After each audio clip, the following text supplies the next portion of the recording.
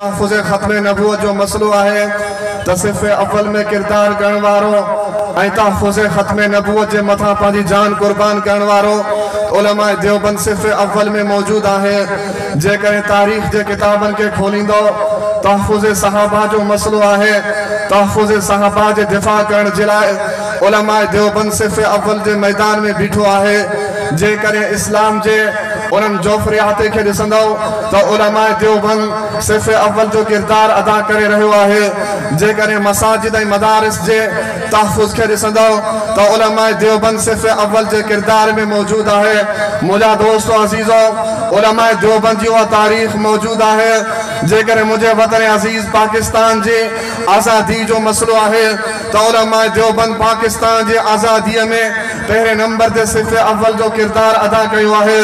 जेकॾहिं सिंध जे तारीख़ के खोले ॾिसंदो सिंध जे तहफ़्फ़ुज़ जे लाइ कालाबाग डैम जे तहफ़्फ़ुज़ जे लाइ सिंध जे माण्हुनि जे तहफ़्फ़ुज़ जे लाइ ग़रीब ऐं मिस्कीन जे हक़नि जी ॻाल्हि करण जे लाइ ऐवाने बाला सेनेट जे अंदरि ॾिसंदो तुंहिंजे मुंहिंजे दिलनि जी धड़कन शहीद इस्लाम अल्लामा डॉक्टर ख़ालिद महमूद सूमरो साहब जिन हर मोड़ ते सिर्फ़ अव्वल जो किरदार अदा कयो।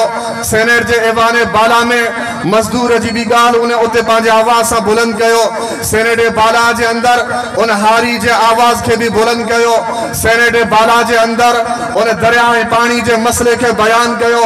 सेनेट जे बाला जे अंदरि उन ग़रीब ऐं मिस्कीन जे हालात के बयान कयो।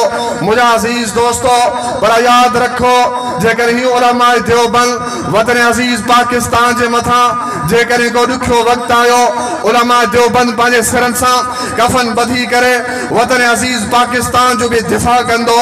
मुंहिंजा दोस्तो जेकॾहिं ख़त्म नबूवत जे मथां मसलो आयो तव्हां जंग आज़ादी के ॾिसंदो तव्हां जंग माल्टा के ॾिसंदो तव्हां माल्टा जे तारीख़ के ॾिसंदो तव्हां अॼु वञी लाहौर जे उन रोड खां पुछा कयो अताउल्लाह शाह बुखारी जे ज़िंदगीअ में तहफ़्फ़ुज़ ख़त्म नबूवत जे लाइ उहे नौजवान उहे मुजाहिदीन जेके 10,000 अॼु इन जलसे जो उनवान तहफ़्फ़ुज़ ख़त्म नबूवत आहे।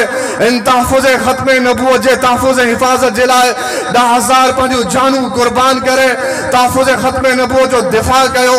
अॼु तारीख़ ॾिसंदो तहफ़्फ़ुज़ नामूस सहाबा जे मसले ते उहे उलमा देवबंद जी तारीख़ मौजूद आहे। सहाबा जो दिफ़ा पंहिंजे गोलियुनि सां कयो। सहाबा जो दिफ़ा फाही जे फंदे ते कयो।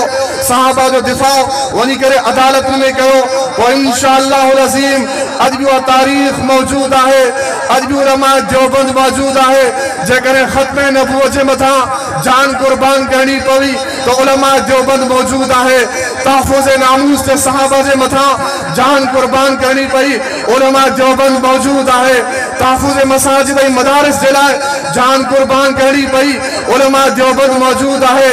वतन अज़ीज़ पाकिस्तान जे दिफ़ा जे लाइ जान कुर्बान करनी पई उलमा देवबंद मौजूद आहे। इंशाअल्लाह अज़ीम असांखे नबी जे नबूवत भी अज़ीज़ आहे। असांखे नबी जी ख़त्म नबूवत भी अज़ीज़ आहे। असांखे सहाबा जो तहफ़्फ़ुज़ भी अज़ीज़ आहे। असांखे मसाजिद ऐं मदारिस जी हिफ़ाज़त भी अज़ीज़ आहे। असांखे वतन अज़ीज़ पाकिस्तान जो दिफ़ा भी अज़ीज़ आहे। असांखे सिंध जी भी तारीख़ जो दिफ़ा भी अज़ीज़ आहे। अॼु पंहिंजा फ़िज़ा में हथ बुलंद करे अॼु मुंहिंजी तारीद कयो त इस्लाम जे मथां जान भी कुर्बान आहे। पंहिंजा ॿई हथ फ़िज़ा में बुलंद करे इस्लाम जे मथां जान कुर्बान आहे। ख़त्म नबूवत जे मथां भी जान कुर्बान आहे। तहफ़्फ़ुज़ सहाबा जे मथां जान कुर्बान आहे।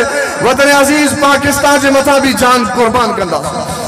मैदान में ईंदो उलमा देवबंद जो साथ ॾींदो त हिन वक़्तु मां पंहिंजे प्रोग्राम के अॻिते वधाइण जे लाइ गुज़ारिश कंदुमि मोहतरम जनाब इज़हारुल हक़ सिद्दीकी साहब के त हू माइक ते अचनि अॼोके अज़ीम उशान प्रोग्राम के पंहिंजे हमद ऐं नात सां मुनव्वर फरमाइनि।